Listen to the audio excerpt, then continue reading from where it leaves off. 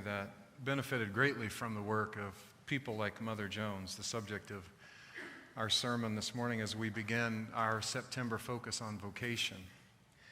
My grandparents both worked at the unionized RCA plant in Bloomington, Indiana. My grandpa drove a semi-truck delivering RCA TVs all over the United States and Mexico, and my grandmother worked on the assembly line putting those TVs together. They were well paid for their work, and their job came with ample time off to enjoy family. They were paid well enough to have a split-level house on a few acres and a big yellow Cadillac that always smelled like its leather interior and my grandpa's cool menthol cigarettes. Every year in December, we would line up at the factory with all the other families as the union distributed gifts to the children. As far as I could tell, labor unions were there to protect my family and their fellow workers who were living the good life through the work of their hands. My father works in a factory too. He has since before I was born, and he does today. When I was young, he would get home at about 4 p.m. every afternoon, his uniform speckled by the dust and grease that flew off the sheets of steel that Dad and his co-workers would roll and then weld caps onto to form all sizes of pressurized propane tanks. I was always proud that his name was on his uniform. If y'all would let me, I would do that. I loved that. I thought that was so cool. When I worked at that factory myself, I learned just how much skill and concentration and endurance it took to do what my dad does. One summer, I plopped down on the forklift, took the temperature, and inside the building, it was 130 degrees. When I almost ran over one of our welders with the forklift, I decided that this work wasn't for me, and that welder agreed vehemently with colorful language and helped me out the door. But I had and have deep respect for people who have the skill to do that work well. During a strike, the union helped prevent anyone crossing the picket line, kept the pressure on the owners to treat the workers more fairly. The union fed the striking workers and facilitated meetings in which they distilled their demands. Yes, there were abuses. The union stuck up for too many people who just seemed not to want to show up to work on time. But on balance, the United Auto Workers Union stood for my family when the owners of the factory mistreated them. But about the time I left home, the tide began to turn against the UAW, not by accident.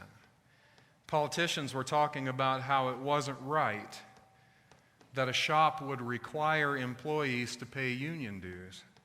And workers bit on that piece of union-busting propaganda that came to be called right-to-work legislation. And here we sit in a right-to-work state. The RCA factory was taken over by another company and then moved to Mexico. The jobs that used to pay for a Cadillac and a nice house were now paying $10 an hour or less, some offering just enough hours to prevent factory owners from having to pay for health insurance. It seemed there weren't many folks looking out for working people anymore. This weekend, in a new era for the American worker, we celebrate the dignity of labor and laborers, and we steel ourselves for the work that is still to come. Today we do that by recalling a hero of the early American labor movement, Mary Harris Jones, who came to be known as Mother Jones. Her family probably moved to America during the Irish famine of the mid-1800s. A fungus destroyed potato crops to such a degree that some authors describe the smell coming out of the fields in Ireland, the smell of rotting potatoes. 1 million people died, at that time more than 10% of Ireland's population. And it's likely, though we don't know for sure, that Mother Jones' family were farmers who were driven by the famine to seek better fortunes in America. There's a reason, though, that we don't know much about Mary's family or her young life. I smiled reading her autobiography. She covers her life from birth through early adulthood in one page. And that page is full of errors of timing and history. She just, it seems, didn't think her early life was that important. That's not what she wanted to talk about. She wanted to get to the labor stories. And so I'll give her family and her youth short shrift too in honor of her. I'll just say that her family fought for Irish independence and her grandfather was hanged as a result of that fight. Her family first moved to Toronto, where Mary went to school. She learned teaching and dressmaking. Then she moved to the U.S. at the age of 23 to pursue a teaching career.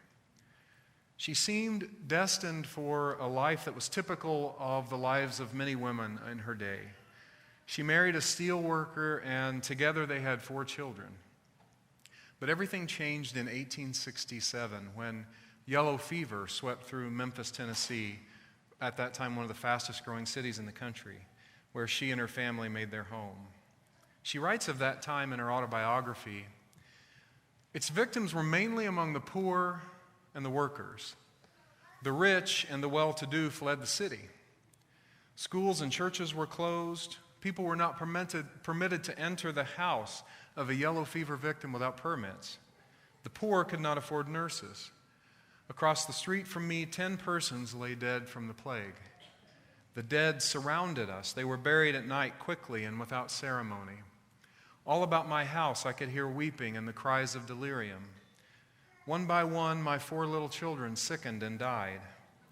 I washed their little bodies and got them ready for burial. My husband caught the fever and died. I sat alone through nights of grief. No one came to me because no one could. Other homes were as stricken as was mine. All day long, all night long, I heard the grating of the wheels of the death cart. After the union had buried my husband, I got a permit to nurse the sufferers, and this I did until the plague was stamped out. Notice that Mother Jones was clear that it was only the poor and unemployed who were dying. The wealthy were able to flee the city to escape the epidemic. This seems to have galvanized her to work for labor as a route to economic equity. The situation in labor was dire when Mother Jones entered the work in her 40s, around 1870. One of the states in which she organized was West Virginia. And there, as in other states, the coal miners lived in company towns. And in those towns lived in company houses, houses owned by the company. And workers could be evicted. And some were for talking to a union organizer like Mother Jones. They and their families would be kicked out if it was found that somebody like Mother Jones was in their place.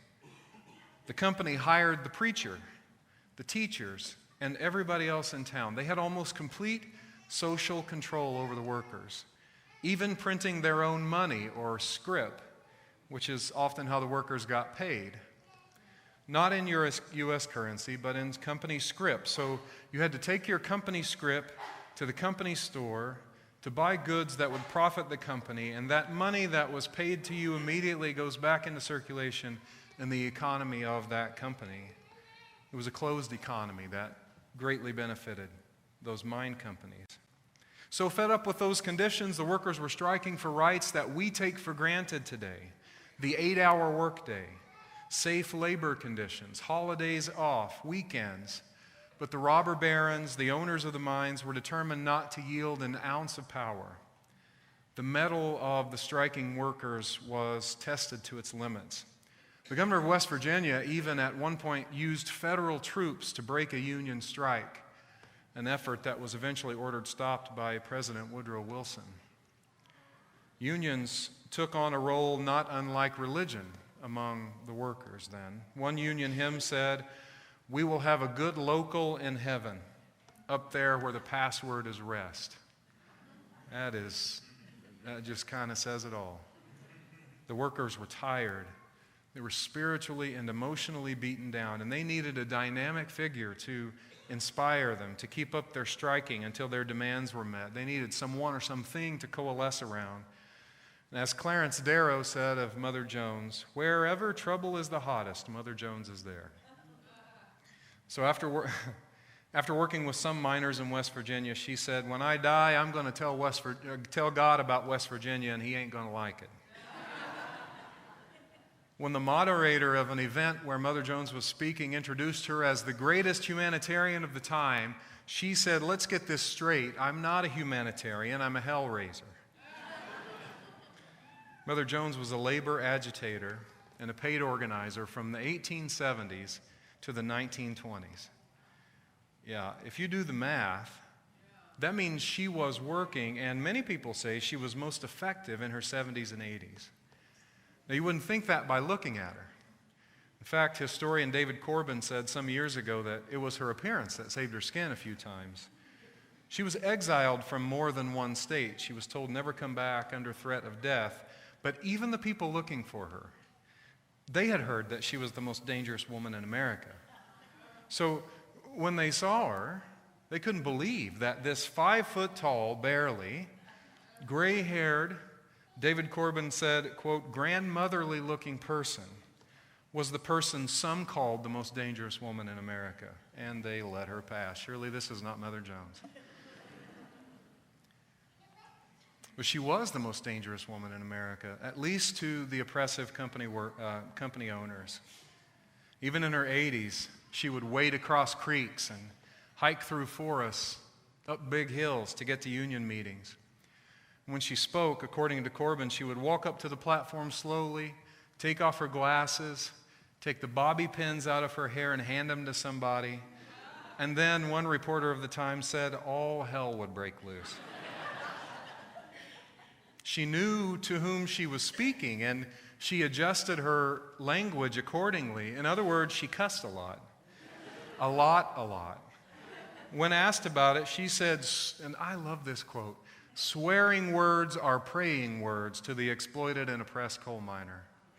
Isn't that lovely? So those of you who swear a lot, you're just praying.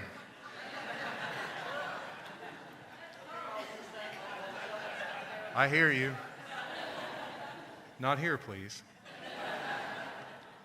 Corbin tells another story that relays the fire in Mother Jones, her passion. The mine owners would hire, and this one's not as pretty. The mine owners would hire guards to enforce the rules in their towns. And of course, they were often thuggish and cruel. Once a mine guard was shot by a striking worker. Mother Jones held up his bloody jacket at a rally of mine workers and said, "This is the only time a mine guard's jacket has been decorated to suit me." She was not genteel. But Mother Jones knew the workers to be powerless in the face of those hired thugs, and she knew how to rile the workers up for the hard fight ahead. She also knew how to use the power of a boycott. She had been working for a while to unionize brewery workers in Milwaukee, but the brewery owners were refusing to allow the workers to join and were becoming hateful about that. So Mother Jones came to Indianapolis to the annual meeting of the American Mine Workers Union, and she convinced the Mine Workers Union officials to call on their people to refuse to drink beer brewed in Milwaukee until the owners of the breweries allowed their members to unionize, and the boycott worked, and the Milwaukee breweries were unionized. In her 90s, Mother Jones looked back on her work as she thought about the future. She wrote in her autobiography, "In spite of oppressors, in spite of false leaders, in spite of labor's own lack of understanding of its needs, the cause of the worker continues onward. Slowly, his hours are shortened, giving him leisure to read and think. Slowly, his standard of living rises to include some of the good and beautiful things of the world. Slowly, the cause of his children becomes the cause of all. His boy is taken from the breaker. His girl is taken from the mill. Slowly, those who create the wealth of the world are permitted to share it. The future is in labor's strong, rough hands." End quote. Now, you might say, and I would concede, that we have lost some ground in the march toward Mother Jones' vision. Unions are weaker than they have been in a long time. Wages aren't keeping pace with inflation. Workers at big, rich companies like Amazon and Walmart have to subsidize their incomes with government assistance. We have a great deal of work to do when it comes to labor, and that work is holy work. It is the work of the first Unitarian Universalist principle, the fight for the inherent worth and dignity of every person. But much of the ground gained by Mother Jones and her colleagues, earned with blood and sweat, has not been lost. The foundation is still there for us to build on. There will be another great awakening of the American worker. It won't look like the last one. It will include service workers and call center employees, department store cashiers. It is beginning, in fact. I believe with the awakening of teachers and other school employees to their formidable power right here in Arizona, the awakening of American workers has begun. No more can we allow the wealthy to become wealthier on the backs of those who do the work, even as those backs are broken by long hours and the requirement to have multiple jobs to have a middle-class standard of living. The work to pass the Invest in Education Initiative Act is in many ways labor movement work. We must not stop.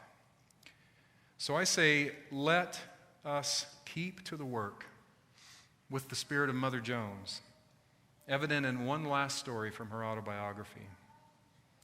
She wrote, "I spoke to a mass meeting of striking carmen's wives, and we certainly had those women fighting like wildcats," she said. "They threatened me with jail, and I told the police I could raise as much hell in jail as out. The police said if anyone was killed, I should be responsible and hanged. She said, if they want to have me, let them. And on the scaffold I will shout, freedom for the working class. And when I meet God Almighty, I will tell him to damn my accusers and the accusers of the working class, the people who tend and develop and beautify his world." End quote. That is a fighting spirit. In the words of Mother Jones, let us pray for the dead and fight like hell for the living. Together we'll make progress. Amen.